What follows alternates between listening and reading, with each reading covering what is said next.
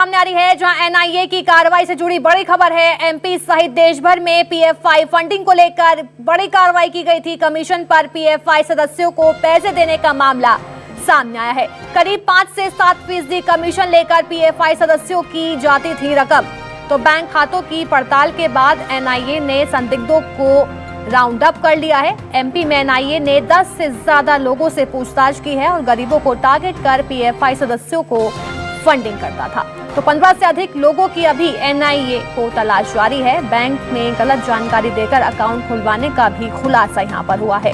तो जैसे ही मामला आगे बढ़ता जा रहा है, कई तरह के खुलासे इस पूरे मामले को लेकर होते जा रहे हैं। पूछताछ के लिए कई लोगों को उठाया भी गया था, लेकिन फिर पूछताछ के बाद उन्हें छोड़ दिया गया है। उज्जैन, रतलाम, इंदौर सहित 2 अन्य जिलों में पड़ताल लगातार जारी है। ट्रांजैक्शन ट्रेल के जरिए अलग अलग अकाउंट में मंगवाए गए थे पैसे।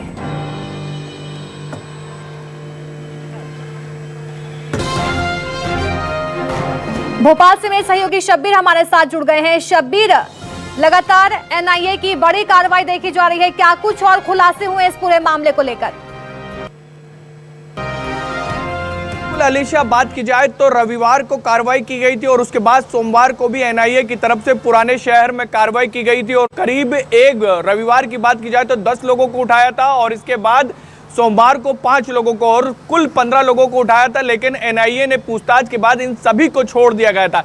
लेकिन सबसे बड़ा सवाल यही था कि आखिर किस मामले ने एनआईए ने पुराने शहर में कार्रवाई करी और इन लोगों को पूछताछ के बाद छोड़ा गया। तो अब चीजें निकलकर सामने आ रही है कि इनके अकाउंट के अंदर पैसे आए थे, ट्रांजैक्शन ट्रेल कहते हैं इसको, और ये पूरा पैसा एक अकाउंट से दूसरे अकाउंट, दूसरे अकाउंट से तीसरे अकाउंट, ये ऐसे पहुंचते हुए पीएफआई के पदाधिकारियों और सदस्यों के पास पहुंचा था। उसी को लेकर इनकी पूछताछ इनसे की गई थी और जब पूछताछ की गई तो इनसे सबसे बड़ा सवाल यही पूछा गया था कि आखिर तुम्हारे पास ये पैसे कहां से आए, किसने भेजे और आपको बीच में कितना कमीशन मिला है। तो ये चीजें निकलकर सामने आई थी।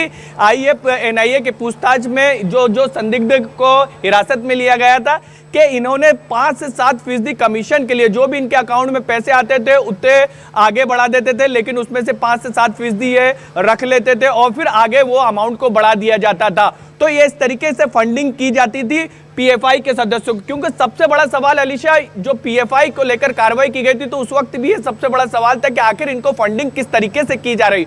तो देश के अलग अलग राज्यों से फंडिंग की जा रही और बड़े ही चालाकी तरीके से ये फंडिंग की जाती थी। करोड़ों में या लाखों में नहीं होती थी, सिर्फ हजारों में होती थी कि कोई भी अकाउंट कोई किसी खुफिया विभाग के निशाने पर ना आए। तो इस बात का विशेष तौर पर ध्यान रखा जाता था और इसके साथ साथ गरीबों को टारगेट किया जाता था, उनको लालच दिया जाता था। कई बड़े खुलासे होते जा रहे हैं। बहुत बहुत शुक्रिया शब्बीर, हमें तमाम अपडेट्स